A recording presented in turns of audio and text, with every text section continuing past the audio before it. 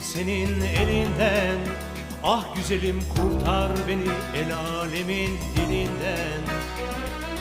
Bıktım usandım o bitmez nazından. Bal böceğim sabır teli koptu gönül sazımdan.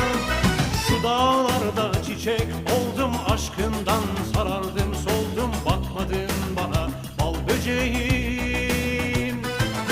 Yollarına toprak oldum sen bastıkça ben kavruldum, görmedin beni bal böceğim.